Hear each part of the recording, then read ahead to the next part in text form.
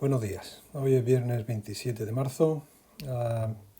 Como las clases que subí ayer, pues subieron sin audio, las voy a retirar de Campus Virtual, vamos, de YouTube, perdón, y voy a subir esta en su lugar, ¿de acuerdo?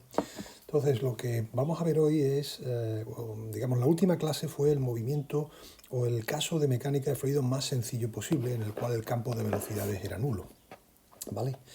Bueno, pues hoy vamos a ver cuando el caso más sencillo cuando el campo de velocidades no es nulo. Es decir, ya existe velocidad de fluido, ¿vale? Normalmente ese campo de velocidades, si pensamos en coordenadas cartesianas, pues tendrá la componente Vx en dirección E sub x, más Vi en dirección E sub y, y más Vz en dirección E sub z.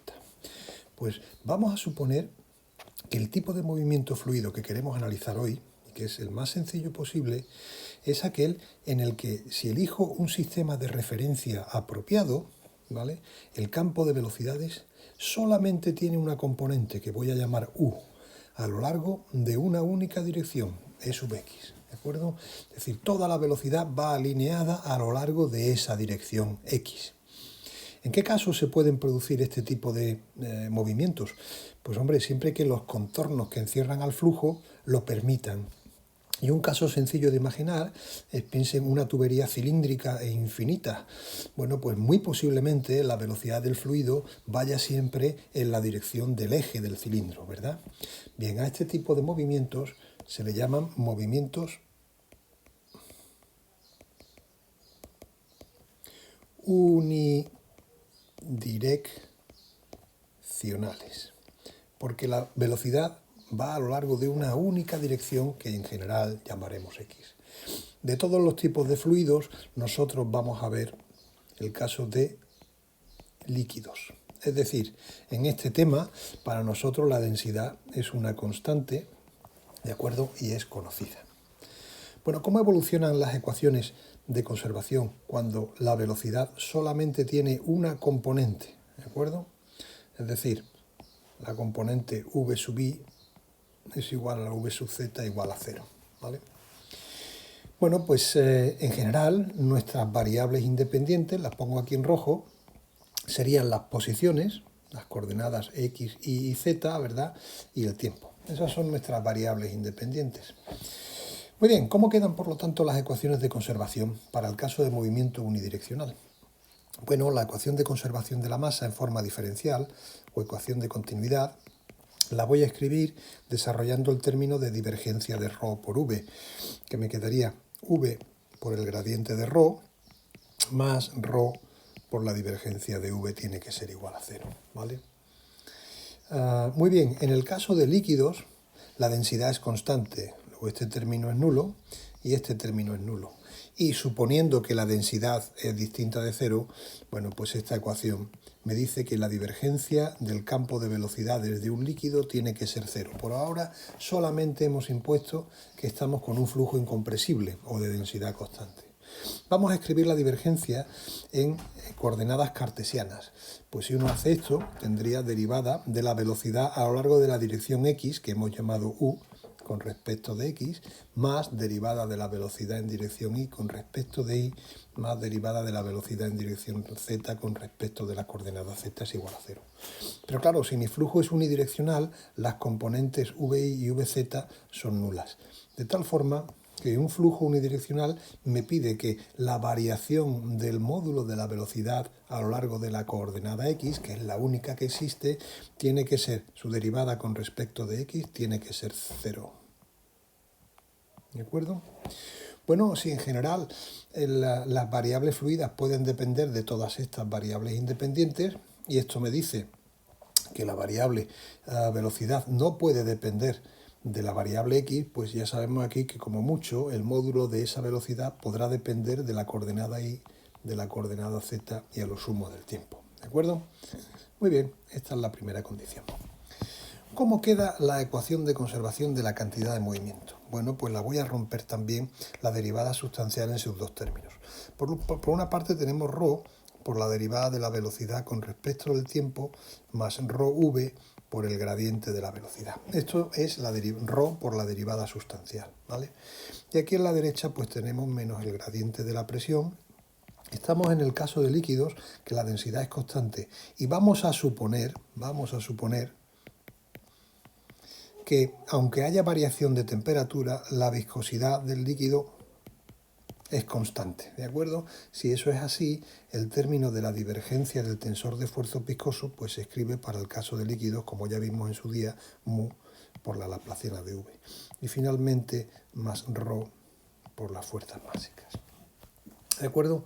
Vamos a suponer también, porque en la mayoría de casos así ocurre, que las fuerzas básicas derivan de un potencial o son conservativas, menos gradiente de U. Si eso es así, ¿vale? El término de la derecha de la ecuación de cantidad de movimiento que involucra a la presión y a las fuerzas básicas se puede escribir presión menos ρ por el potencial de fuerzas básicas. Como estamos en el caso de un líquido, que la densidad es constante, pues la densidad puede entrar dentro del gradiente y me queda que es igual a menos el gradiente de la suma de la P, la presión, más ρ por el potencial másico. Bueno, pues a la cantidad presión más ρ por el potencial másico se le denomina presión reducida, ¿de acuerdo? Es un nuevo término. Presión reducida. Y lo utilizaremos muy a menudo porque en la mayoría de casos que veremos efectivamente la fuerza másica se puede escribir como un potencial, ¿de acuerdo? De tal forma que en este caso, con todas estas dos, pues la ecuación de conservación de la cantidad de movimiento para el caso de líquidos, en general, se escribe de esta forma, ¿vale? Menos el gradiente de la presión reducida, ya saben lo que es, más el término viscoso. Muy bien, pero ahora estamos en flujos unidireccionales de líquidos. ¿Y eso cómo afecta a esta ecuación? Pues afecta de forma muy importante. Si uno escribe el término convectivo, pues el vector v no es más que v sub i en dirección e sub i, donde pues es el i es v sub x, v sub i o v sub z en dirección e sub x o e sub i o e sub z de las tres coordenadas. Y ahora va multiplicado por el gradiente. El gradiente es la derivada con respecto a la coordenada j en dirección e sub j, ¿de acuerdo? Bueno, pues el producto escalar de v por un gradiente, ¿de acuerdo? Si quieren ustedes, v por gradiente, ¿vale? Es lo único que voy a ejecutar, pues estos son vectores ortonormales que son cero, salvo que i sea igual a j. Delta de ij es precisamente la delta de Kronecker, que solamente es 1 cuando i igual a j y 0 cuando i es distinto de j. Es decir, que este término solamente es distinto de 0 si i y j coinciden. Pues sería, eso es, v sub i por la derivada con respecto de x sub i, ¿vale? ¿Cuáles serían los tres términos en este caso? Pues sería para i igual a x, sería pues v sub x por la derivada con respecto de x más v sub i por la derivada con respecto de i más v sub z con la derivada con respecto de z. Ese es el término v por gradiente, ¿de acuerdo? Pero oiga, mi flujo es unidireccional y ya sabemos que la v sub i y la v sub z valen cero. Pues en el caso de flujos unidireccionales, v por gradiente, ¿de acuerdo?, se expresa como la velocidad en dirección x, lo que hemos llamado u, por la derivada con respecto de x, ¿vale? Esa es la única componente. Pues utilizando esto, ¿vale?, vamos a escribir las tres componentes de la ecuación de cantidad de movimiento. Componente a lo largo de la dirección x. Pues tendremos que es ρ por la derivada de la velocidad en dirección x, que hemos llamado u, con respecto de t, más v por gradiente, lo escribo aquí, u. Cuando ya he multiplicado, digamos, cuando es producto de números, disculpe, pues no hay que poner ni puntos ni nada. Es u por la derivada con respecto de x de la componente x de la velocidad, u, ¿vale? En el lado derecho tengo menos la derivada con respecto de x de la presión reducida y después más nu por la laplaciana de v, la laplaciana de la componente x de v. Pues sería derivada segunda de u con respecto de x al cuadrado, derivada segunda de u con respecto de y al cuadrado, derivada segunda de u con respecto de z al cuadrado, ¿verdad? Muy bien, pero oiga, si miro para arriba, la ecuación de cantidad de conservación de masa me dice que u no depende de x, su parcial es nula. Oiga, pues si su parcial es nula, este término es cero. Y obviamente este término también es cero. De tal forma que la componente en x de la ecuación de conservación de la cantidad de movimiento me queda ρ por la parcial de u con respecto de t es igual al gradiente de presión reducida, gradiente axial, más mu, derivada segunda de u con respecto a las coordenadas transversales. Estamos llamando x la coordenada axial a lo largo de la cual va la velocidad, pues y z son las coordenadas transversales. ¿Vale? Esa es la primera de las componendas. La componente en dirección y. Bueno, pues sería ρ por la velocidad en dirección y, que vale 0. Acuérdense que estamos en un movimiento unidireccional y la componente en la velocidad y vale 0. Luego todos los términos de la izquierda de la ecuación de cantidad de movimiento son nulos. Aquí me queda menos la derivada de la presión reducida con respecto a la coordenada y lo mismo en cuanto al término viscoso. La velocidad en dirección y es nula, pues se acabó. Esta es la componente de la ecuación de conservación de la cantidad de movimiento en dirección y.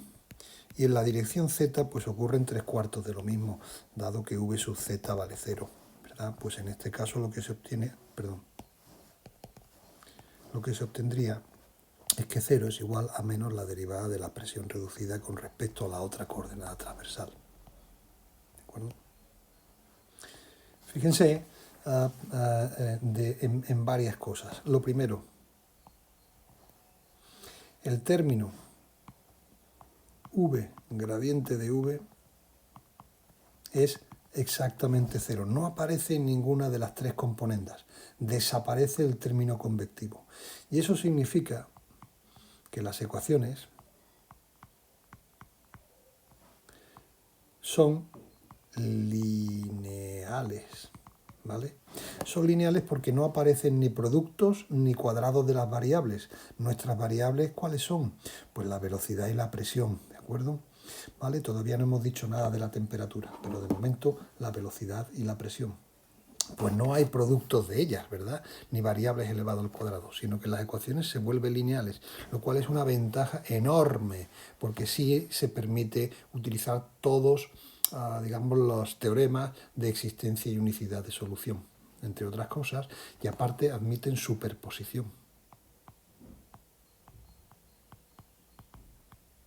de soluciones, como veremos un poquito más adelante. Eso es lo primero.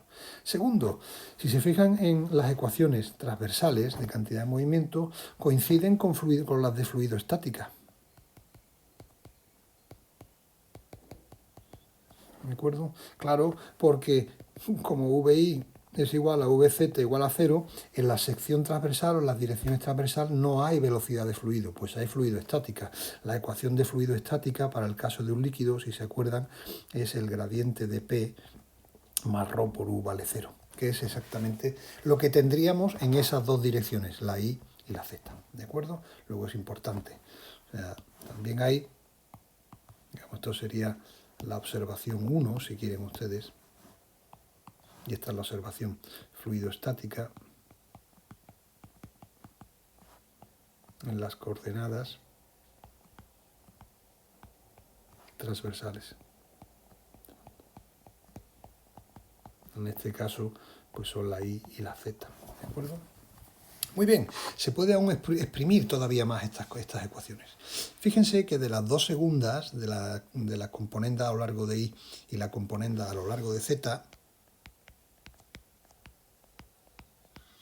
me dice que la presión reducida, que en general puede depender de la posición, ¿de acuerdo?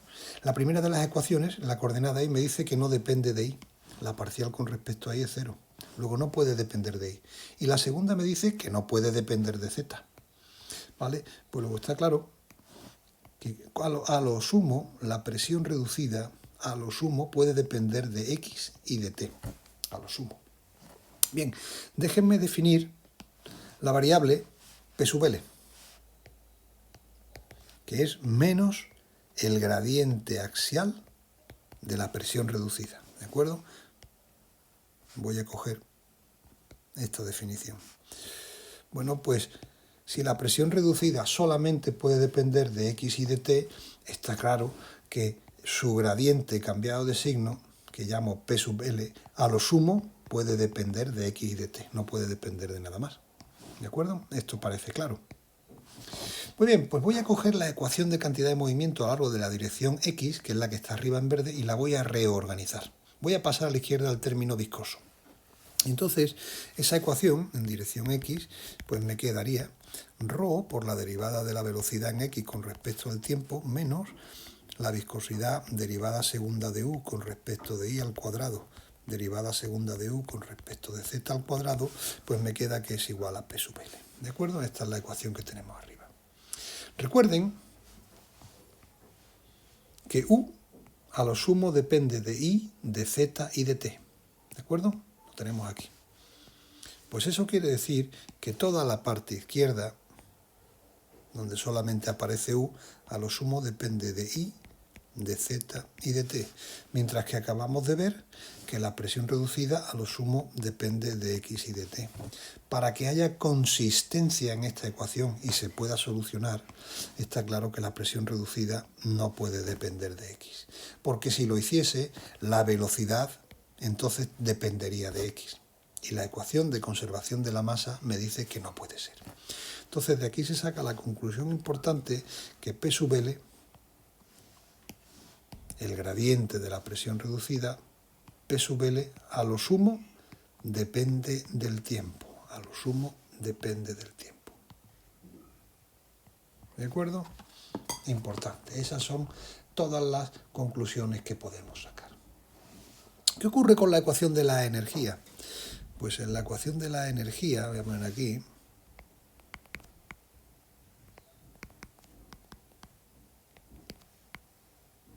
pues se reduce a la siguiente. Ya sabemos que esa ecuación de la energía interna es ρ por la parcial de la energía interna con respecto al tiempo, más ρv por el gradiente de energía interna es igual a menos la presión por la divergencia del campo de velocidad, términos disipativos, conducción y calor de reacción. ¿De acuerdo? Nosotros estamos con líquidos, ¿de acuerdo? Y en los líquidos, si se fijan ustedes, la ecuación de conservación de la masa, en general, me dice que el campo es solenoidal, divergencia del campo de velocidad es nula. Pues si eso es así, este término desaparece. Obviamente, el trabajo desarrollado por las fuerzas al comprimir el fluido solo puede darse cuando el fluido se comprime, ¿de acuerdo? Bien, vamos a suponer que las variaciones térmicas son suficientemente pequeñas como para que la conductividad térmica permanezca constante. Y después que mi fluido se comporta como ideal. De tal forma que la diferencial de E es un C, típicamente C sub V por diferencial de T. Donde ya saben ustedes que en el caso de los líquidos, se lo pongo aquí también, C sub V es igual a C sub P igual al calor específico. Pero voy a seguir escribiendo con C sub V. Bueno, como además esto se combina con que la velocidad solamente tiene componente en dirección E sub X, ¿vale? Pues toda esta ecuación se reduce a ρ por C sub V por la parcial de T con respecto al tiempo, más ρ C sub V U por la derivada de la temperatura con respecto de X, y a la derecha pues aparece el término conductivo, que si la K es constante saldría fuera, K por la laplaciana de la temperatura, más el término viscoso. El término viscoso es el tensor de fuerzas tau' doblemente contraído con el gradiente de velocidades, que en este caso pues se escribe derivada de U con respecto de I elevado al cuadrado más derivada de U con respecto de Z elevado al cuadrado. Y finalmente, si lo hubiera, pues el calor por radiación. ¿De acuerdo? Esta sería la ecuación de conservación de la energía. Bajo todas las hipótesis que están en color verde que hemos asumido como ciertas, observen que el problema mecánico, que está constituido por la ecuación de conservación de masa y cantidad de movimiento, que paso a escribir aquí, ¿vale? Y esto es para cualquier líquido, sea o no el movimiento unidireccional,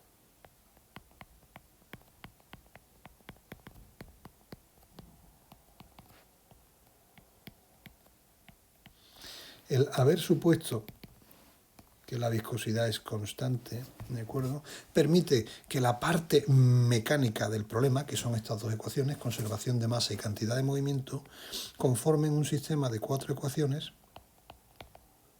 que serían las 3 de las 3 direcciones, más la conservación de masa, 4 ecuaciones para 4 incógnitas, que son las 3 de la velocidad y la presión. Luego el problema mecánico se puede resolver sin tener en cuenta el problema térmico. De tal forma que la ecuación térmica, que es la que tengo aquí arriba, ¿vale?,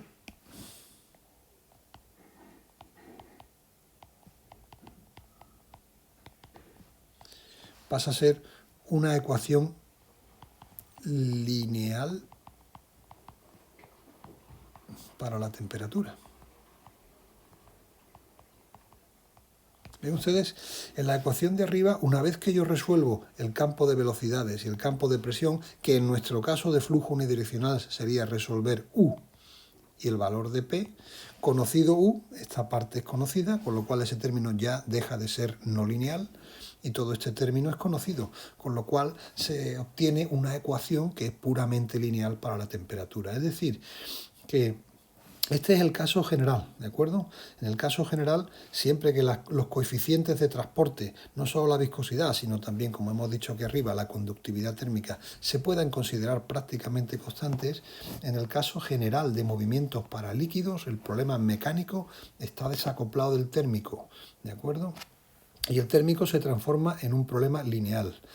Cuando además el flujo del líquido es unidireccional, el problema mecánico, ¿de acuerdo?, también se transforma en un problema lineal. De tal forma que cuando además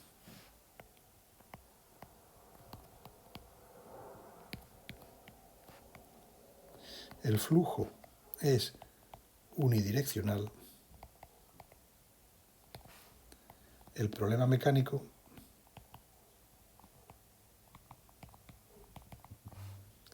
es lineal. En U y P tenemos un sistema de ecuaciones lineales, por tanto, que permite hacer superposición, lo cual es enormemente útil, como ya verán ustedes. Bueno, finalmente tenemos un problema que dependerá de las posiciones y del tiempo. Bueno, pues en ese caso habrá que cerrar, el problema se cierra, ¿de acuerdo?,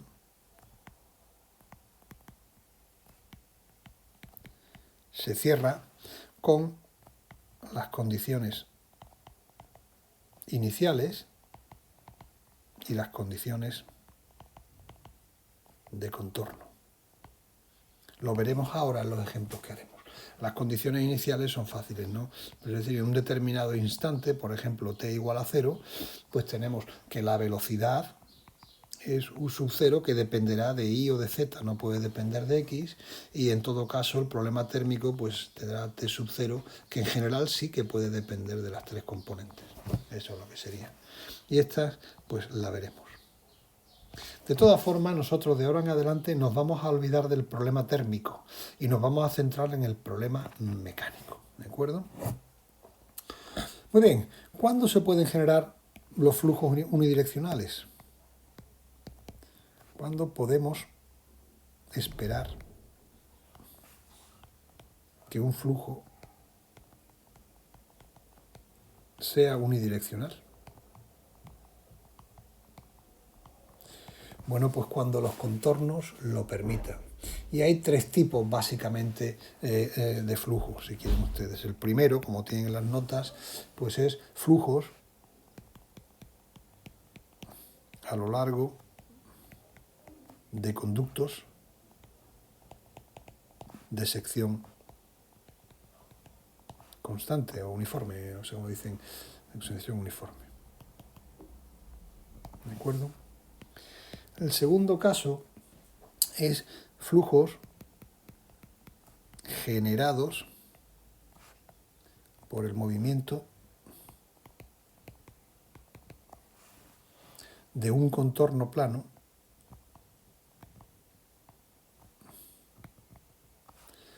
a lo largo de la dirección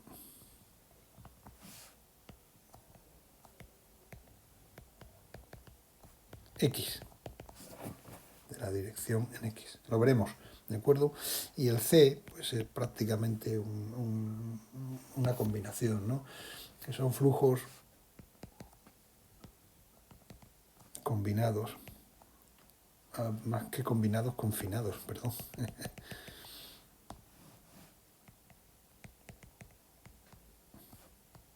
Entre contornos paralelos e infinitos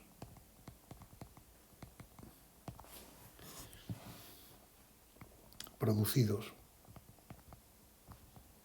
por un gradiente de presión. ¿Vale? Muy bien esas palabras, pero lo que vamos a hacer ahora es particularizar en los casos más sencillos de ese tipo de flujo unidireccional. Y el primero que vamos a ver es el que se denomina la corriente de Couette.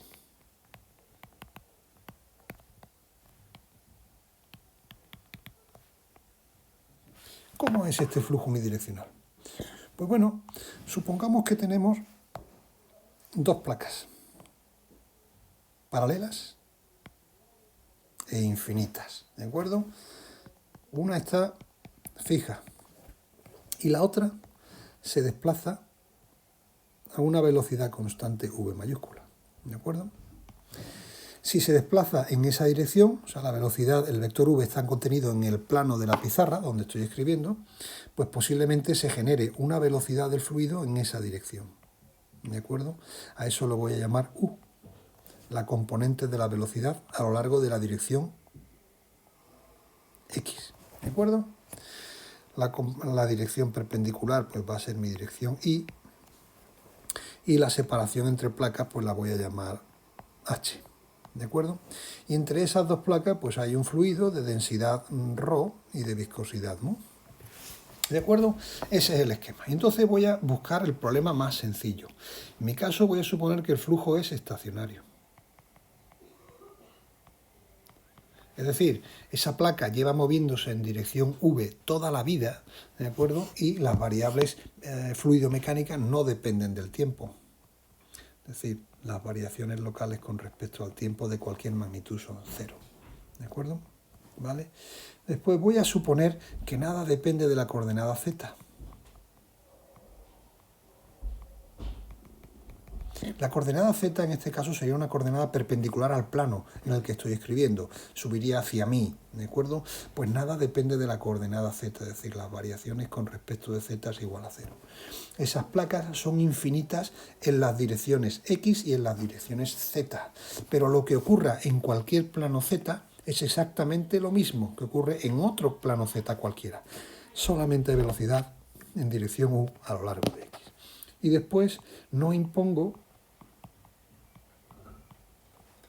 gradiente de presión. De presión reducida. Es decir, el P sub L vale cero. ¿Cómo se impone un gradiente? Pues si, por ejemplo, yo soplase aquí, ¿no? Entonces empujo con el soplido y hago que se desplace el fluido a la derecha. Pues no, no hay gradiente de presión aplicado, para nada. Si hay movimiento, este se produce porque la placa de arriba se desplaza, ¿de acuerdo? Muy bien, pues con esto en mente cojo la ecuación de cantidad de movimiento en la dirección axial. La tenemos aquí arriba. Esa es, en verde, esta de aquí. Observen, primero, problema estacionario. Si el problema es estacionario, este término es nulo. Segundo, nada depende de la coordenada z. Este término es nulo. Y tercero, no aplico gradiente de presión reducida. Este término también es cero. De tal forma que en este caso, para el flujo de Couette, el único término que es distinto de cero es el término de la derivada segunda con respecto de i. Pues entonces la ecuación me queda que la derivada segunda de u con respecto de i al cuadrado vale cero.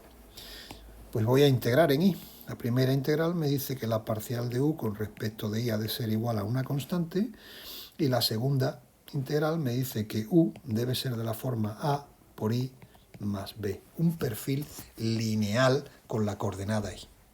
Déjenme en este momento hacer notar que en general el flujo unidireccional me dice que la componente u no puede depender de x, es decir, podía depender de y, de z y de t. ¿Se acuerdan ustedes? Déjenme subir arriba.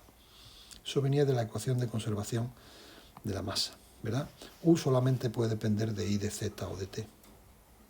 En el caso de la corriente de Couette, que es el que estamos viendo, ¿de acuerdo? Como las cosas no pueden depender de Z, y el problema es estacionario, en el caso de Couette está claro que a lo sumo U puede depender de la coordenada I, que es lo que acabamos de obtener, ¿vale?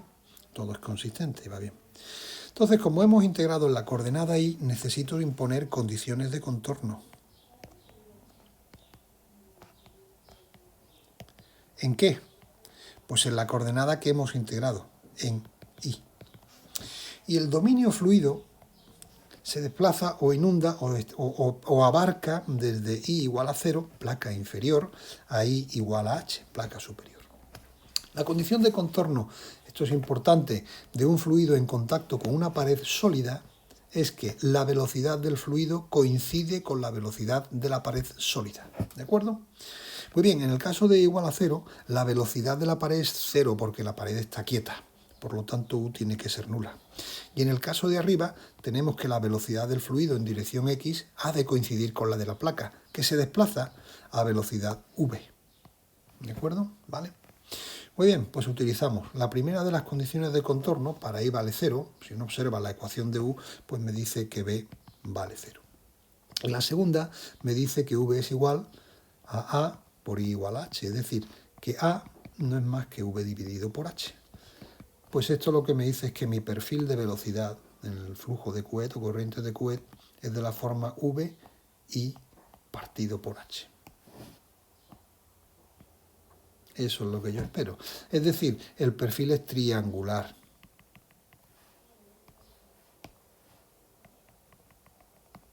¿De acuerdo? Ese sería el perfil de velocidad.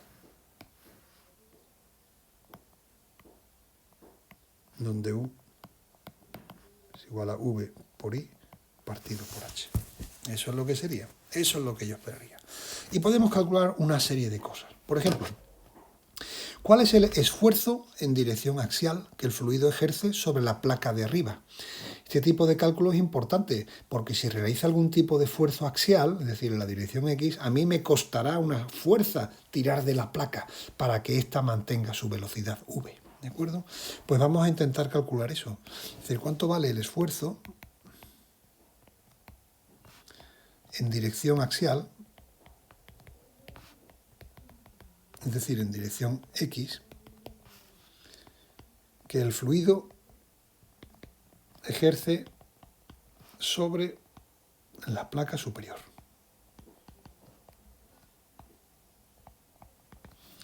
Bueno, pues en general el esfuerzo no es más que el tensor de esfuerzo por la normal a la superficie. Y en este caso, si fuera en dirección axial, pues este vector, ¿de acuerdo? Esto es un vector, lo proyecto sobre la dirección X. Y ese sería el esfuerzo, ¿de acuerdo? Importante, elegir de forma apropiada el vector normal. Si yo quiero calcular el esfuerzo que un fluido o un flujo ejerce sobre una superficie, tengo que elegir la normal que pincha al que hace la fuerza. ¿De acuerdo? Fíjense que en este caso quiero calcular esfuerzo en dirección axial del fluido sobre la placa. Pues cojo la normal que pincha al fluido, al que hace el esfuerzo sobre la placa superior. ¿De acuerdo? Y esa normal, mirando mis ejes coordenados, no es más que menos E sub I. ¿De acuerdo? Luego, en el caso que nos atañe, ese esfuerzo en dirección axial, déjenme llamarlo E sub X, en la placa superior, pues será igual a el tensor de esfuerzo multiplicado por la normal en la placa superior que pincha al fluido, que es menos E sub I, y a ese vector proyectado en dirección X. Y en cualquier caso, la placa superior está localizada en I igual a H, pues habría que particularizar esta cantidad en I igual a H. ¿De acuerdo? Muy bien, vamos a ejecutar primero el producto. ¿Vale? Pues tendríamos que E sub X por el tensor de esfuerzos por menos E sub I. Es igual a, voy a coger el signo menos, lo saco fuera, menos. E sub X por, tensor de esfuerzo está compuesto por dos partes, la menos presión por el tensor de identidad más el tensor de fuerzas viscosos, y todo eso por el E sub i. Si se dan cuenta, la primera parte me quedaría P, la presión, E sub x por el tensor de identidad es E sub x, y eso multiplicado escalarmente por E sub i. ¿Se dan cuenta? Y la segunda parte me quedaría menos E sub x por el tensor de fuerza viscoso por E sub i. Pero E sub x y E sub i son vectores ortonormales, luego este producto escalar de E sub x por E sub i son 0. Es decir, las presiones siempre ejercen fuerza en dirección normal a la placa, pero no en dirección tangencial a la placa. ¿Se dan cuenta? Las presiones nunca ejercen fuerza en dirección tangencial. De tal forma que ese esfuerzo es igual al menos tau prima sub xi. ¿De acuerdo? ¿Y cuánto vale el tau prima sub xi? Pues en coordenadas cartesianas, el tau prima sub xi es igual a mu, que multiplica la derivada de la velocidad en x con respecto de y más la derivada de la velocidad de y con respecto de x. Si combinamos todo esto, pues lo que obtengo, este sería el E sub x, ¿vale? Lo que obtengo es que E sub x es igual, observen que mi flujo es unidireccional, la velocidad en dirección y vale 0. Y la velocidad en dirección x la hemos llamado u. Pues eso será igual a menos mu por la derivada de u con respecto de y, ¿vale? Para que sea en la placa superior, pues habrá que particularizar en i igual a h, ¿de acuerdo? Pues déjenme combinar todo, de tal forma que el esfuerzo en x en la placa superior sería igual a menos mu derivada de u con respecto de y evaluado en i igual a h. ¿Cuánto vale la derivada de u con respecto de y? Muy fácil. La tenemos aquí, ¿vale? La derivada de u con respecto de y es la constante a, que no es más que v partido por h, ¿vale? Pues sabiendo eso, E sub x es igual a menos mu por v partido por h evaluado en i igual a h, pero no depende de i, ¿de acuerdo? No depende de i. No depende de i porque el perfil es triangular, ¿de acuerdo? Y la derivada es una constante. Pues ya está. Este sería el esfuerzo que el fluido realiza sobre la placa superior. Noten el signo, ¿de acuerdo? Va con signo negativo. Eso implica que si mi coordenada x va hacia la derecha, el esfuerzo va hacia la izquierda, es decir, se opone al desplazamiento de la placa. ¿Lo ven? La velocidad v de la placa va hacia la derecha, en x positiva. Bueno, pues el esfuerzo que el fluido hace sobre la placa va en dirección contraria, se opone al movimiento. Es decir, para yo conseguir desplazar esa placa tengo que aplicar un esfuerzo igual al que acabo de calcular, pero en dirección de las x positivas, ¿vale? Muy bien, ¿qué más podemos calcular? Pues podemos calcular el flujo que yo arrastro hacia la derecha al yo desplazar la placa. Ese flujo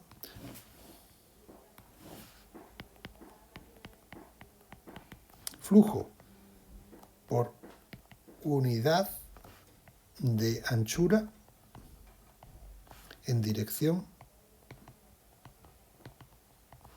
z que arrastro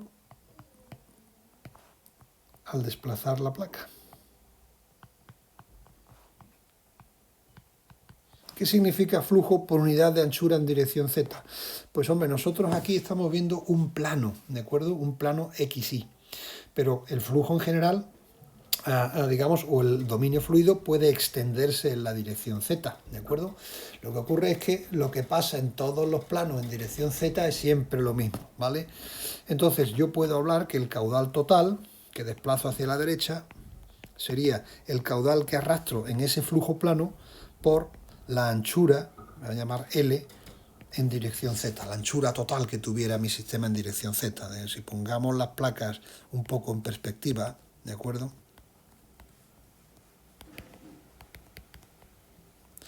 Esta sería la coordenada X, esta sería la coordenada y esta sería la coordenada z. Bueno, pues si la anchura en dirección z es L sub z, el caudal total sería el que arrastro en el plano, ¿de acuerdo? Este es mi flujo en el plano XZ multiplicado por la anchura. Pues voy a calcular el caudal que arrastro en un plano. Y ese caudal no sería nada más que la integral desde i igual a 0 a i igual a h de la velocidad en dirección x por diferencial de i. ¿De acuerdo? ¿Vale? Entonces, ese caudal sería igual entre 0 y h. La velocidad hemos dicho que es v partido por h por i y por diferencial de i. Pues si yo integro eso, me queda que es igual a v partido por h al cuadrado partido por 2. En otras palabras, el caudal por unidad de anchura en dirección z que yo arrastro es proporcional a la velocidad a la separación entre placas partido por 2. Observen que es un caudal por unidad de anchura porque sus unidades son metros cuadrados partido por segundo. ¿De acuerdo? Cuando yo lo multiplique por la anchura total en dirección z, entonces sí que me darán metros cúbicos partido por segundo que desplazo en la dirección axial. ¿Vale? Muy bien, esa es la corriente de Couette. El segundo tipo que vamos a ver es el que se denomina corriente de Poiseuille.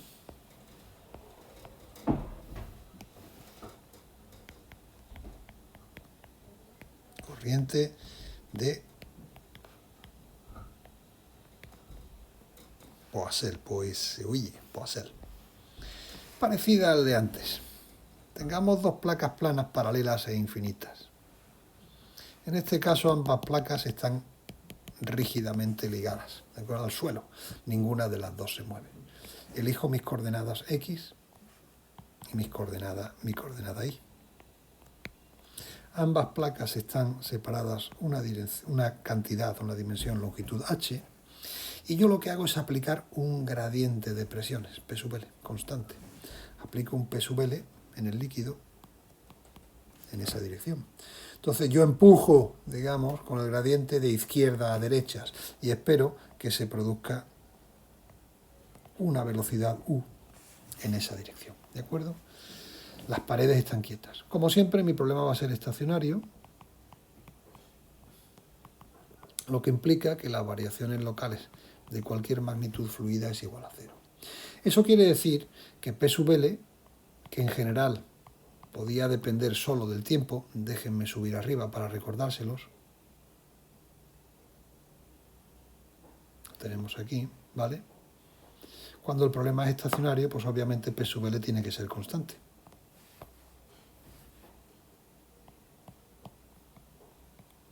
Es una constante, ¿de acuerdo? Eso es otra cosa. Y después, nada depende de la coordenada transversal z, es decir, de nuevo las variaciones con respecto a la coordenada z de cualquier magnitud fluida es nula. Entonces, ¿cómo queda la ecuación de conservación de la cantidad de movimiento axial? Bueno, antes que nada, permítame recordarle que en general U depende de I, de Z y de T, ¿se acuerdan? Pero para nuestro caso, nada depende de Z y el flujo es estacionario, pues uno espera que la velocidad U, si acaso, dependa de la coordenada I, ¿vale?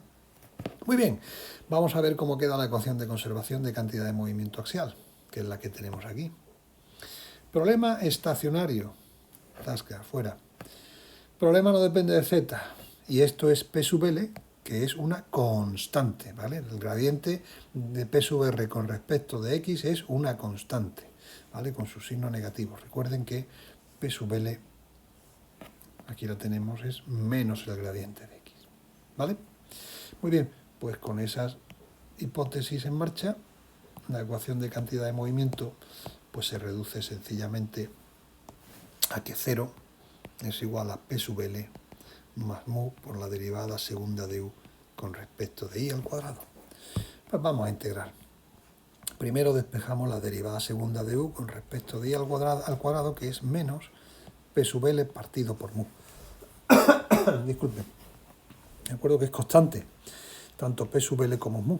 Pues yo integro. Y me queda que la derivada de U con respecto de I pues es igual a menos P sub L partido por mu por I, más una primera constante de integración. Y si vuelvo a integrar, pues me queda que el perfil de velocidades, si el flujo es unidireccional, me quedaría P sub L partido por 2 mu por I al cuadrado, más A por I más b. Es un flujo de tipo cuadrático, ¿de acuerdo? Con sus dos constantes de integración. Como hemos integrado en y, necesito condiciones de contorno en la variable en la que hemos integrado, en y. El contorno se extiende desde y igual a 0 hasta y igual a h. En este caso, ambas paredes están quietas. Por tanto, la velocidad en y igual a 0 vale 0 y la velocidad en y igual a h tiene que valer 0 también. La primera de las condiciones, cuando y vale 0, pues me arroja que la constante b ha de ser nula. Y la segunda me arroja que 0 es igual a menos p sub l partido por 2 mu por h al cuadrado más a por h. ¿De acuerdo? De tal forma que a pues pasa a ser p sub l en positivo partido por 2 mu y por h.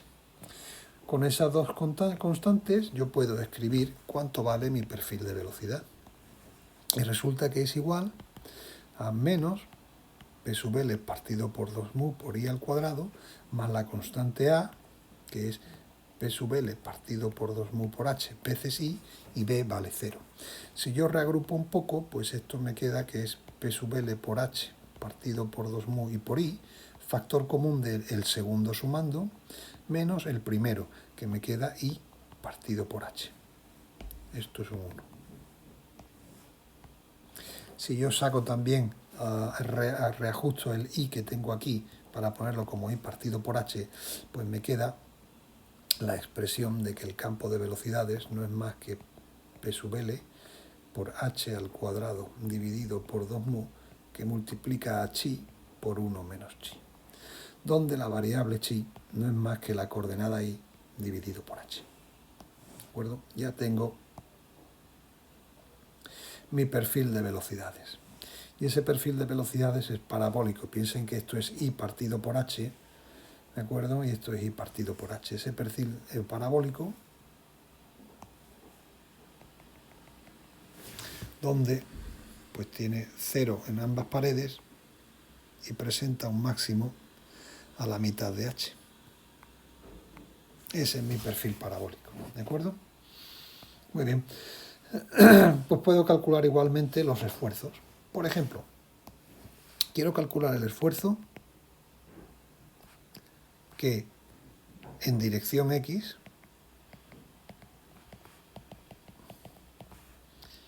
realiza el fluido sobre la placa inferior ahora.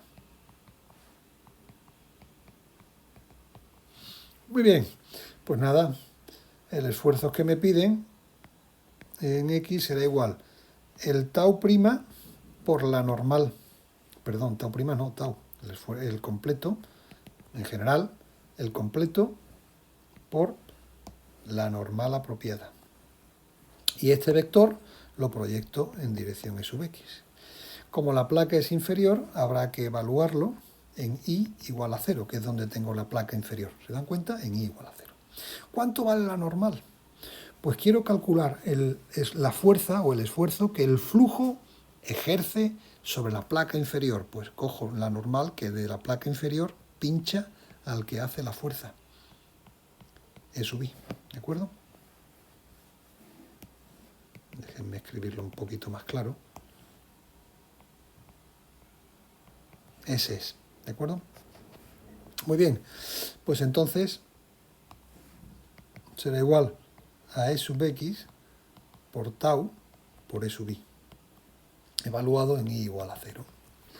Nada, si uno hace lo mismo que antes, lo que tendríamos es E sub X menos P por el tensor identidad más tau prima por E sub I. Todo ello evaluado, si quieren, en I igual a 0.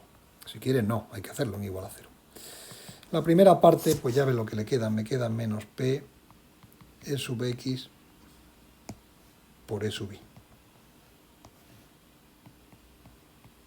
Y esto ya saben ustedes que es 0. Efectivamente, la presión solo hace esfuerzos en dirección normal, como bien sabemos. De tal forma que solamente me queda E sub X por el tau prima por E sub I. Vaya, hombre, esto es un X. ¿De acuerdo? con su signo positivo y por supuesto evaluado en I igual a 0. Pues nada, esto quiere decir que el esfuerzo en dirección X que el fluido ejerce sobre la placa es igual al tau prima sub xi evaluado en I igual a 0. Pues esto no es más, como dije antes, que mu, derivada de velocidad en x con respecto de y, más derivada de velocidad en y con respecto de x. Pero oiga, mi flujo es unidireccional, ¿vale? Esto evaluado en y igual a 0.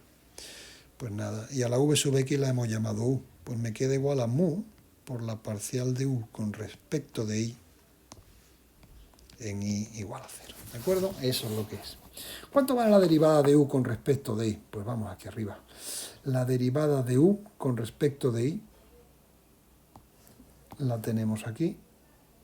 Y en y igual a 0 este término desaparece de tal forma que solamente es a. Y a es esta parte de aquí, evaluada ya en y igual a 0. Muy bien, pues entonces esto será igual a mu por la derivada de u con respecto de y en y igual a 0, que es a, p sub l por h dividido por 2mu, ¿de acuerdo? La mu y la mu se me cancela, y lo que se obtiene es que en este caso el esfuerzo en dirección X que el fluido ejerce sobre la placa inferior es igual a p sub l por h partido por 2.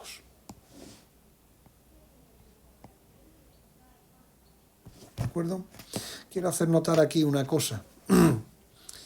El p sub l es igual a menos la derivada de la presión reducida con respecto a la coordenada axial. ¿De acuerdo? Supongan por un momento que no hay fuerzas másicas, para entender una cosa. Yo tengo aquí mis placas. Quiero que el flujo vaya de izquierda a derecha, en la dirección X. Para que el flujo vaya de izquierda a la derecha, la presión reducida aquí, en el inicio, tiene que ser mayor que la presión reducida en el final. ¿De acuerdo? Aquí, más presión que aquí, flujo hacia la derecha. Pero si aquí la presión es mayor que aquí, significa que si uno pintase la curva de presión, esa presión reducida iría bajando, ¿de acuerdo? Presión aquí mayor, presión aquí menor, para provocar el flujo a la derecha. La presión reducida iría desplazando o bajándose así, ¿se dan cuenta? Eso quiere decir que la derivada de la presión reducida con respecto a la coordenada X es negativa. La presión va disminuyendo a medida que avanzo en la coordenada X, ¿vale? Por lo tanto, el P sub L, que es igual a menos la derivada de la presión reducida con respecto de X, es una cantidad positiva, ¿vale? Derivada de P con respecto de X negativa, pues su contrario, con su signo negativo, me da una cantidad positiva. Eso quiere decir que aquí P sub L es positivo, H es positivo y 2 es positivo. Luego esto es un esfuerzo en la dirección de las X positivas. Positivo. Lo que implica que es hacia la derecha, ¿vale? Hacia la derecha. Es decir, que si yo aplico un gradiente de presión entre esas dos placas para forzar un flujo hacia la derecha, ese flujo quiere arrastrar las placas hacia la derecha. Yo he calculado el de abajo, ¿de acuerdo? El esfuerzo del flujo hacia abajo, en la placa de abajo, que es hacia la derecha. Calculen ustedes como ejercicio el esfuerzo en la placa de arriba y verán que también obtiene que el flujo intenta arrastrar hacia la derecha a la placa. Es decir, yo tengo que sujetar esas placas aplicando una fuerza hacia la izquierda. De lo contrario, el flujo las arrastraría hacia la derecha. ¿De acuerdo? Muy bien, háganlo y compruébenlo. Y finalmente, también puedo calcular el flujo por unidad de anchura en dirección Z que yo produzco al aplicar ese gradiente de presión. Pues sería la integral entre 0 y h de u por diferencial de i, que es igual a la integral entre 0 y h. Me voy a la expresión de u, la tengo ahí arriba a la derecha, p sub l h al cuadrado partido por 2mu. Pues sería p sub l h al cuadrado partido por 2mu. Chi por 1 partido por chi y por la diferencial de i. Pues déjenme, para hacerlo todo en función de chi, dividir por h y multiplicar por un h. Entonces este se coloca como h al cubo, ¿vale? De tal forma que esto no es más, saco todo lo que es constante, p sub l h al cubo partido por 2 mu, y ahora me queda la integral. Cambio de i a chi. Diferencial de chi. Y ahora, cuando i varía de 0 a h, pues chi lo hace entre 0 y 1, ¿de acuerdo? Que sería igual pues a p sub l por h al cubo partido por 2 nu, perdón, voy a escribir bien este de aquí, h al cubo. La primera integral es chi por diferencial de chi, su integral es chi al cuadrado partido por 2, me queda un medio. Y la otra es menos chi al cuadrado, cuya integral es chi al cubo partido por 3, un tercio. Bueno, pues si uno opera un poquito, lo que obtiene es que el q es igual a p sub l por h al cubo partido por... este es un medio y el un medio menos un tercio es un sexto. Aquí me queda un doceavo. ¿De acuerdo? Muy bien. Pues ese sería el caudal que yo arrastro hacia la derecha. ¿Vale? Oiga, ¿y qué ocurriría si tengo un problema combinación de ambos? Por ejemplo, ¿qué ocurriría en este siguiente caso? Yo tengo las dos placas, fijo la de abajo, mi coordenada x, desplazo la de arriba a una velocidad v, ambas placas separadas a una distancia h, mi coordenada y además aplico un gradiente de presión P sub L para que el flujo vaya hacia la derecha. ¿De acuerdo? ¿Cómo sería la solución de este problema? Siempre en régimen estacionario.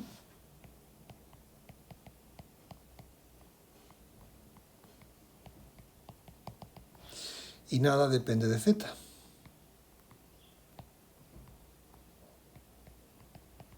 De z. Déjenme escribir mejor el tiempo porque eso no se ve. ¿De acuerdo? Nada depende de z.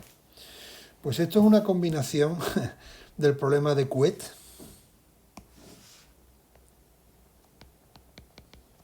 y Poiseuille. Como las ecuaciones de ese flujo unidireccional son lineales, permite superponer soluciones. Y eso querría decir que el perfil de velocidad es igual al de Couette más el de Poiseuille, que lo tenemos aquí arriba, PL, que multiplica a chi, o si quieren, a i partido por h, para que quede en función de la coordenada i, por 1 menos i partido por h. ¿De acuerdo? Ese sería. ¿Cuánto es el caudal? Pues el caudal que desplazo hacia la derecha sería VH, VH al cuadrado partido por 2, que es el de Couette, ¿vale? Lo tenemos aquí arriba, ¿vale? Más el caudal de Poiseuille, que lo acabamos de calcular, que es el gradiente que yo imponga por h al cubo partido por 12. ¿Se dan cuenta? Directamente, no hay que resolver ninguna ecuación. Les dejo como ejercicio que resuelvan la ecuación diferencial correspondiente con las condiciones de contorno apropiadas. Y verán que en efecto se obtiene este campo de velocidades y ese sería el caudal.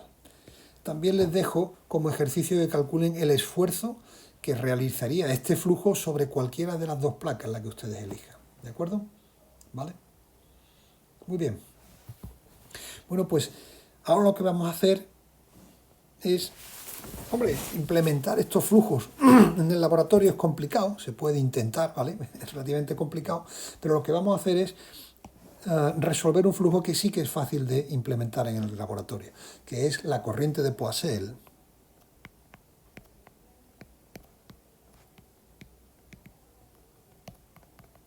en un conductor circular.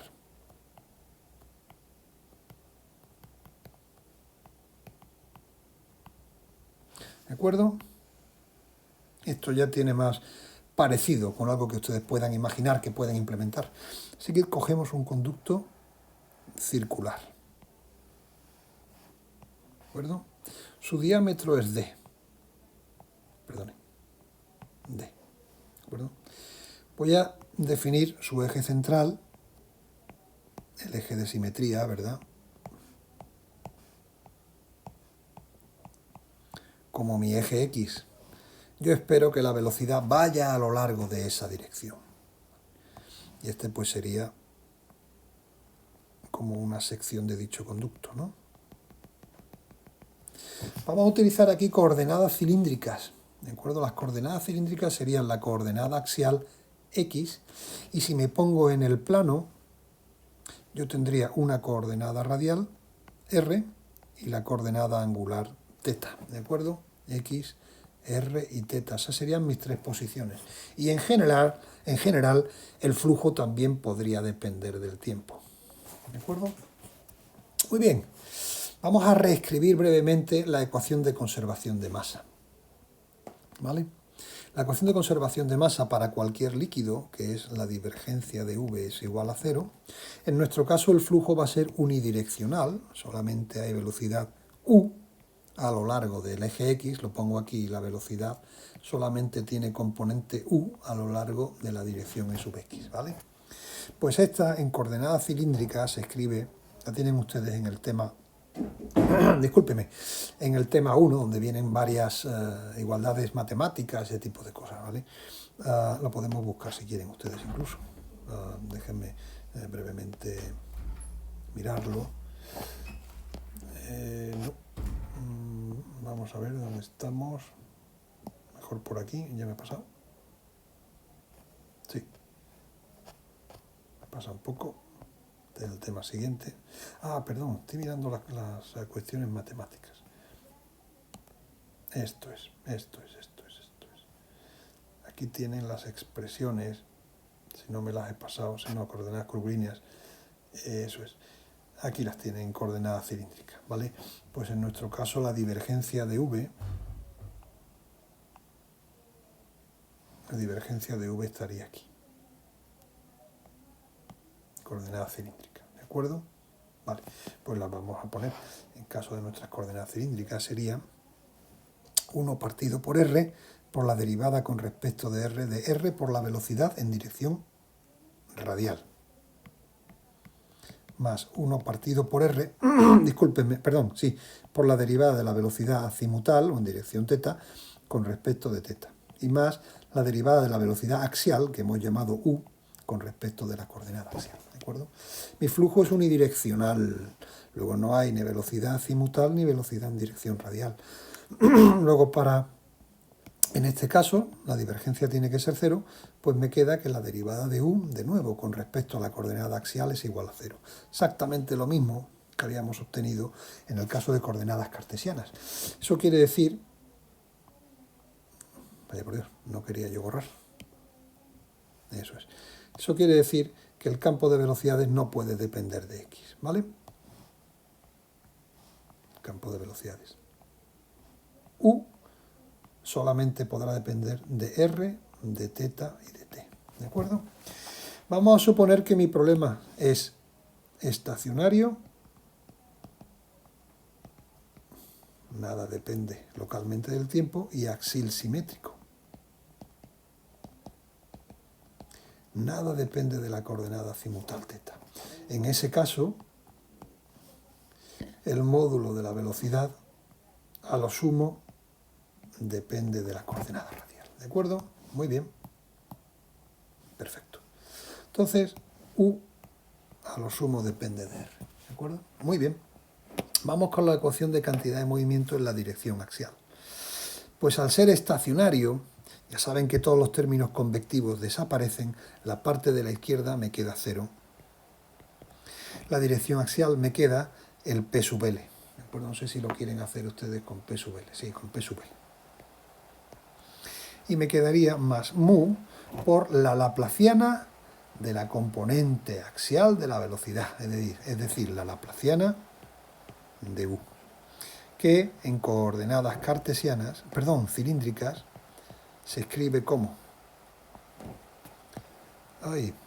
Vaya por Dios.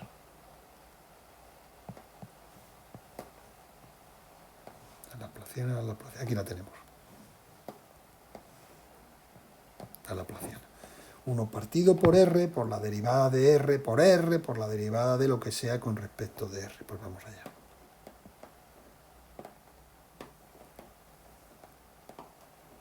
Bien. Partido por R, por la derivada con respecto de R, por la derivada de la componente axial con respecto de R. Más la segunda componenda, pues es 1 partido por R cuadrado por la derivada azimutal, ¿de acuerdo? Pero U no depende de la coordenada azimutal, luego ese término es nulo. Y U tampoco depende de la coordenada axial, que yo he llamado X, y aquí aparece como Z, ¿de acuerdo? Luego, los segundo y tercer términos de la laplaciana de U es nulo, ¿vale? Y es nulo porque U, como hemos dicho, no depende ni de la coordenada azimutal, ¿vale? Ni de la coordenada axial Z, pues se acabó. ¿Vale? Esa sería mi ecuación diferencial. Pues vamos a resolverla. Si uno la resuelve, me queda que la parcial con respecto de R por la derivada de U con respecto de R es igual. He pasado el P sub L restando menos P sub L partido por mu, y el R de la derecha lo paso multiplicando aquí. ¿De acuerdo? Eso es lo que tendríamos. Pues si yo integro, la primera integral me dice que R por la parcial de U con respecto de R es igual a menos P sub L dividido por 2 mu por R al cuadrado más una primera constante de integración. Si yo divido toda la expresión por R, y déjenme continuar aquí, pues me queda que la derivada de U con respecto de R es igual a menos P sub L partido por 2 mu por R más A dividido por R. Y ahora integro de nuevo. Y lo que me queda es que el campo de velocidades ha de ser igual a menos P sub L dividido por 4 mu R al cuadrado más A por el logaritmo neperiano de R más B. ¿De acuerdo? Esas son mi perfil de velocidades con mis dos constantes de integración. Necesitamos condiciones de contorno ¿en qué? Hemos integrado en R. Y el contorno se extiende desde R igual a 0 hasta R igual a tocar la pared, el diámetro partido por 2. ¿De acuerdo? El diámetro del tubo partido por 2. Muy bien. Aquí tenemos una pared que está quieta. No lo he puesto explícitamente, pero la pared de mi tubo está quieta, no se desplaza. ¿De acuerdo? Pues si eso es así, la velocidad del fluido en la pared tiene que ser 0. Pero en R igual a 0, ¿qué condición pongo? No tengo pared ninguna. Si se fijan ustedes, en R igual a 0 tengo un problema. Tengo un problema porque aquí aparece el logaritmo neperiano de 0. Y el logaritmo neperiano de 0 es menos infinito. Y eso no puedo permitirlo. Mi problema, para que sea físicamente razonable, el módulo de la velocidad tiene que ser menor que infinito. No puedo tener una velocidad infinita, ¿de acuerdo? Eso no ocurre en la naturaleza. Pues eso significa que la constante A tiene que ser exactamente nula para eliminar esa singularidad. ¿Ven ustedes? Bueno, y ahora utilizo la segunda. Entonces, en U vale 0, cuando R vale de medios, pues menos P sub L partido por 4 mu por d medios al cuadrado, más B, porque la constante A es nula, pues B vale 0. Bueno, pues mi constante B resulta que es P sub L partido por 4 mu por d medios elevado al cuadrado. Con todo esto, yo puedo escribir mi perfil de velocidad. Mi perfil de velocidad U es igual. Primer término, pues tengo menos P sub L partido por 4 mu por R al cuadrado más B, que es más P sub L partido por 4 mu por D partido por 2 elevado al cuadrado. Déjenme ponerlo de forma más compacta. U es igual, saco factor común todo el segundo sumando, P sub L D al cuadrado partido por 2 partido por 4 mu, factor común del segundo, 1, menos el primero, me queda R dividido por D medios elevado al cuadrado, ¿vale? Y si ahora me dejan introducir la variable chi, que es R partido por el radio del conducto, ¿vale? Pues yo puedo expresar, remarco esta variable, para que se acuerden de qué es lo que es, pues yo puedo expresar mi campo de velocidades como P sub L diámetro al cuadrado dividido por 2 por 2 es 4 por 4, 16 por mu, que multiplica a 1 menos la coordenada radial elevado al cuadrado. ¿De acuerdo? Esa coordenada radial está escalada con el radio. ¿Cómo es ese perfil? Pues cuando el radio vale 0, tengo esa velocidad, y cuando el radio vale 1, la velocidad es nula, ¿eh? Es un perfil parabólico con un máximo en el origen.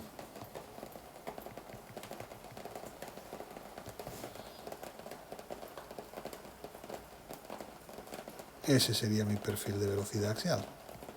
¿De acuerdo? ¿Vale? Muy bien. Y ahora podemos calcular toda serie de cosas. Por ejemplo, me gustaría calcular el esfuerzo en dirección axial X que el fluido ejerce sobre el tubo. ¿De acuerdo? Pues ya saben que los esfuerzos son el producto del tensor de esfuerzos por el vector normal apropiado, lo pongo en rojo, y me dice en dirección axial, pues multiplicado por E sub X. Sobre el tubo corresponde a la coordenada radial R igual a D medios, ¿vale? Esta es la cantidad que me están pidiendo que calcule. Madre mía, cómo llueve. Aceleraré un poco. ¿De acuerdo? ¿Vale? Muy bien, pues vamos allá. ¿Cuál será el vector normal que yo tengo que elegir? Me piden la fuerza del fluido sobre el tubo. Pues he de elegir la normal que del tubo pincha al que hace la fuerza. Esta sería la normal, es decir, menos el vector unitario en dirección radial. ¿Se dan cuenta? ¿Vale? Muy bien. Pues una vez hecho esto, lo que me piden es E sub X por... Voy a expresar el vector tau como menos P por I más el tensor de esfuerzos tau prima, y N es igual a menos E sub R. Primer término, el menos con el menos de la presión, me queda P E sub X por E sub R. Ya saben que son dos vectores ortonormales y esto es 0. Como siempre, la presión solo puede hacer fuerza en dirección normal, pero nunca en dirección tangencial a la pared. ¿Vale? Y ahora me queda pues la segunda parte, el signo menos prevalece y me quedaría menos E sub X por el tau prima por E sub R. Es decir, igual a menos tau prima por XR. Todo eso no lo he puesto en R igual a D medios. En R igual a D medios, pues en R igual a D medios. ¿Cuánto vale el tau prima sub XR?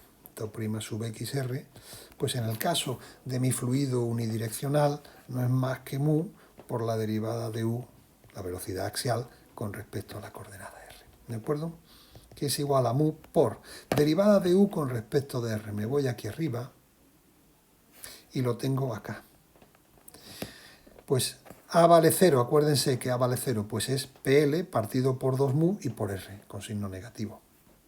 Es igual a menos PL partido por 2 mu y por R, ¿vale? La mu y la mu se cancelan, entonces el tau sería igual a menos P sub L por R partido por 2. Muy bien, pues si lo combino con este de aquí, lo que obtengo es que el esfuerzo axial que el flujo ejerce sobre la pared del conducto es igual al menos tau prima sub XR. Me falta una prima. Pues menos con el menos, se me queda un más, sería P sub L partido por 2 por R, evaluado en R igual a D medios. Es decir, que el esfuerzo en dirección axial sería igual a P sub L por D partido por 4, ¿vale? Muy bien, ese es el esfuerzo en dirección axial. De nuevo, quiero hacer notar que, sabiendo, como ya les he dicho, que P sub L es positivo, el esfuerzo es positivo en la dirección X, es decir, hacia la derecha, ¿de acuerdo? ¿Vale? Mi dirección X va hacia la derecha, Luego el esfuerzo va en esa dirección. Es decir, el flujo, al desplazarse, hacia la derecha, intenta arrastrar el tubo con él. ¿De acuerdo? Entonces, para que eso no ocurra, para que el tubo esté quieto, yo necesitaré hacer una fuerza en dirección contraria, ¿vale?, que compense a ese esfuerzo. Ese es el que yo tendría que hacer para que el tubo estuviera quieto, ¿vale? Ay, no quería borrar esto de aquí, sino esto de aquí arriba, ¿vale? Muy bien, ¿qué más podemos? Pues podemos calcular el caudal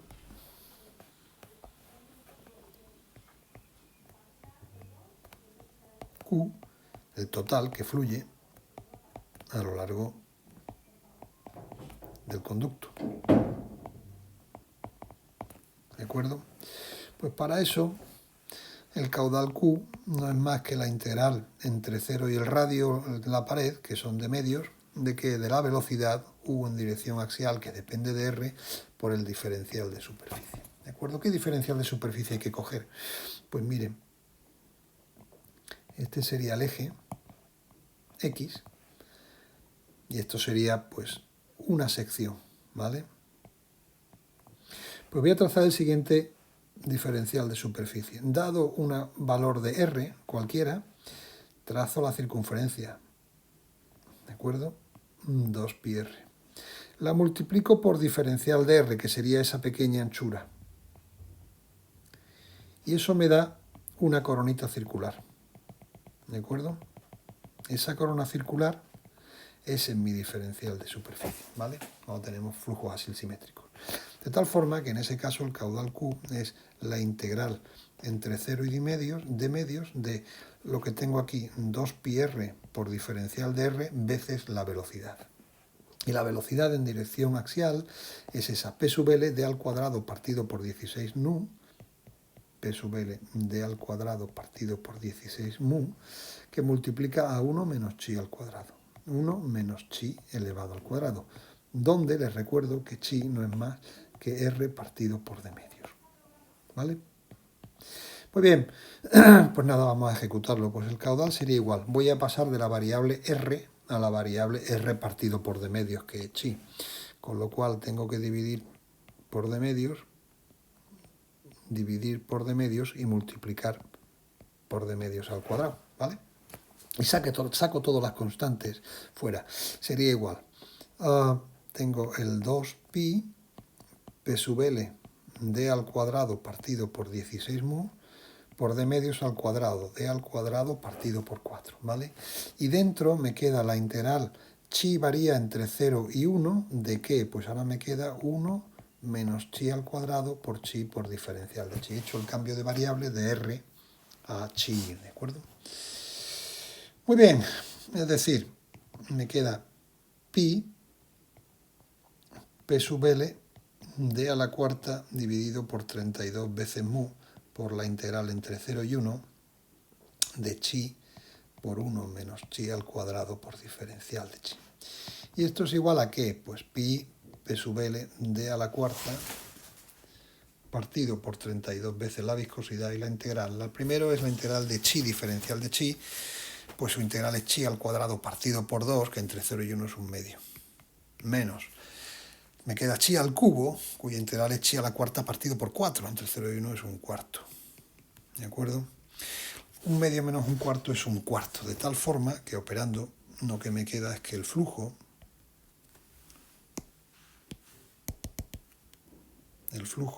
caudal es igual a pi P sub L d a la cuarta partido por 32 por 4 son 4 por 2, 8, 4 por 3, 12, dividido por mu. Es decir, interesante hacer notar que el caudal, ¿vale?, que fluye a través de un conducto circular de diámetro d que contiene un líquido de viscosidad mu, ese caudal es lineal con el gradiente de presión. Evoluciona con el diámetro a la cuarta, es decir, pequeñas variaciones del diámetro del tubo. Si mantengo P sub L constante, da lugar a notables variaciones del caudal. Y después va como inversamente proporcional a la viscosidad. Si doblo la viscosidad, manteniendo P y D a la cuarta y D constante, si doblo la viscosidad, disminuyo el caudal por un factor de 2. ¿De acuerdo? ¿Vale? Es interesante hacer notar eso. Muy bien, pues ese es el flujo, ¿vale? Hay muchas veces, es interesante definir las cosas en términos de una velocidad media, donde esa velocidad media, que voy a llamar V mayúscula, no es más que el caudal que fluye dividido por la sección del conducto. La sección en términos del diámetro es pi por d al cuadrado partido por 4, ¿vale? Si yo utilizo la expresión del caudal que tengo arriba, pi d a la cuarta p sub l partido por 128 veces mu, ¿vale? Pues el pi y el pi se me van, el diámetro al cuadrado me queda un diámetro al cuadrado y el 4 se me va con el 128 y me queda un 32, creo que era, ¿no? Sí, correcto. Pues eso sería igual a P sub L diámetro al cuadrado dividido por 32 mu, ¿vale? Muy bien, si uno mira la expresión del campo de velocidades, aparece el factor que multiplica al 1 menos chi al cuadrado, es P sub LD al cuadrado partido por 16 mu, ¿vale? Que esto es igual, ¿de acuerdo? Lo que tengo arriba es P sub L D al cuadrado partido por 16 mu. Pues para que sea igual a lo que teníamos antes es un medio, ¿vale? De tal forma que si me fijo en el valor de la velocidad media y en esto de aquí, yo lo que tengo es que ese prefactor que multiplica al 1 menos chi al cuadrado es igual a 2 veces la velocidad media. De tal forma que es muy habitual expresar el perfil de velocidades no como el PLD al cuadrado 16 mu, sino como 2 veces la velocidad media por 1 menos chi elevado al cuadrado, ¿vale? Donde esta es la velocidad media que está relacionada con el caudal a través del gradiente de presión, ¿vale? Muy bien, pues vamos a terminar aquí la clase. Entonces vamos a hacer un breve repaso, vamos al principio. Hoy lo que hemos hecho es tratar el caso del movimiento más simple de fluidos cuando ya la velocidad es distinta de cero. Y esos son los movimientos unidireccionales. De los dos tipos de fluidos que nosotros estamos manejando, que son los líquidos perfectos y los gases perfectos, nosotros vamos a considerar aquí el movimiento unidireccional de líquidos perfectos, ¿de acuerdo? La densidad es constante. Un flujo, sea de lo que sea, se denomina unidireccional cuando la velocidad tiene componente solamente a lo largo de una dirección. Es un vector con una única componente a lo largo de la dirección que nosotros hemos llamado x. Las otras dos velocidades son nulas. ¿De acuerdo? Muy bien, la ecuación de conservación de la masa de un líquido me dice que el flujo es solenoidal y aplicado al flujo unidireccional me dice que precisamente el módulo de esa velocidad no puede depender de la coordenada axial x, puede depender de las coordenadas transversales y a lo sumo del tiempo. En la ecuación de la cantidad de movimiento, suponiendo que las fuerzas másicas son conservativas y además que la viscosidad es constante, bueno, pues resulta que el flujo unidireccional de líquidos en ese caso hace que el término convectivo desaparezca de las ecuaciones, lo cual hace que las ecuaciones de cantidad de movimiento se transformen en ecuaciones lineales, que es una cosa importantísima, porque entre otras cosas permite superposición de soluciones. Esas ecuaciones de cantidad de movimiento en sus tres coordenadas son las que tienen aquí en verde. Las coordenadas a lo largo de y de z me dicen que se tiene que cumplir la fluidoestática, el gradiente de la presión reducida ha de ser nulo, ¿vale? No puede haber movimiento en la dirección transversal. La velocidad en y y la velocidad en z son nulas. Y consistencia de la ecuación de cantidad de movimiento en la dirección axial me dice que el gradiente de presiones en esa dirección axial, lo que hemos llamado el P sub L, no puede depender de nada más salvo del tiempo. Por lo demás debe de ser una constante, ¿vale? Muy bien, la ecuación de la energía interna, en este caso de flujos unidireccionales, suponiendo de nuevo que el coeficiente de conducción térmica, la K es constante, pues se reduce a la expresión esta que tenemos enmarcada, donde, como en el caso de líquidos con coeficiente de viscosidad constante, el problema mecánico se puede resolver de manera independiente, pues en ese caso la ecuación de la energía interna se transforma en una ecuación lineal para la temperatura. Si además el problema mecánico es de un flujo unidireccional, pues resulta que también el problema mecánico es lineal para mis variables presión y velocidad, lo cual es fantástico. Todo ese conjunto de sistemas de ecuaciones lineales, pues habrá que resolverlas con una serie de condiciones iniciales en general y de condiciones de contorno, que son las que veremos. Bueno, estas condiciones, este problema total, nosotros solamente nos vamos a preocupar aquí del problema mecánico, es decir, de resolver la divergencia de V igual a 0 y la ecuación de cantidad de movimiento, que ya hemos visto que para el flujo unidireccional tiene estas tres formas las ecuaciones, ¿vale? Muy bien. ¿Cuáles son los flujos más sencillos? Pues son flujos en aquellos en los que los contornos permiten que el flujo pueda ser unidireccional. Flujo a lo largo de un conducto de sección uniforme, flujo generado por el movimiento de un contorno plano a lo largo de la dirección X y flujos confinados entre dos contornos paralelos infinitos producidos por un gradiente de presión. El primer ejemplo que hemos visto es la corriente de Couette. Son dos placas paralelas e infinitas en la cual una, en este caso la superior, se desplaza paralela a la inferior. El problema que voy a tratar es el más sencillo, que es el estacionario, en el que nada depende de la coordenada transversal z y además no hay ningún gradiente de presión impuesto. Es decir, si hay flujo es por el movimiento de la placa superior. Bueno, pues en este caso la ecuación de cantidad de movimiento se simplifica notablemente y la resolución junto con las condiciones de contorno me dice que el perfil de velocidad es triangular. Entre otras cosas se puede calcular, entre otras cosas de interés, el esfuerzo que dicho flujo origina sobre la placa superior. Aquí lo tenemos, pues es la proyección del tensor de esfuerzos multiplicado por la normal apropiada a lo largo de la dirección axial sub x. Haciendo el cálculo, hemos obtenido que ese esfuerzo tiene de valor mu, la viscosidad, v partido por h, con un signo negativo. Signo negativo significa que se opone a la dirección, o sea, va en contra de la dirección x, y como la velocidad de desplazamiento va en dirección x, pues el esfuerzo va en dirección opuesta. Es decir, el fluido se opone al movimiento. Y podemos calcular el flujo por unidad de anchura también, que es muy sencillito, y resulta que es lineal con la velocidad, con la anchura entre placas dividido por 2. La segunda corriente es la que se llama corriente de Poiseuille. Tenemos las mismas dos placas, pero en este caso ambas están ancladas, quietas, y genero el movimiento aplicando un gradiente de presión. Como voy a considerar un flujo estacionario y el gradiente de presión P sub L a lo sumo depende del tiempo, pues oiga, en un flujo estacionario no puede depender del tiempo, y el P sub L, ese gradiente, es una constante. Como antes, nada depende de z. En ese caso, el campo de velocidad solo puede depender de la coordenada y, ¿vale? Si yo resuelvo la ecuación de conservación de la cantidad de movimiento, pues obtengo que, con las condiciones de contorno apropiadas, el flujo es de tipo parabólico, ¿vale? Muy bien, podemos de nuevo calcular el esfuerzo, que en este caso lo hemos calculado sobre la placa inferior, y observamos que el esfuerzo es positivo en dirección X, porque el gradiente de presión P sub L negativo, ¿vale? P sub L es menos el gradiente de presión, es una cantidad positiva.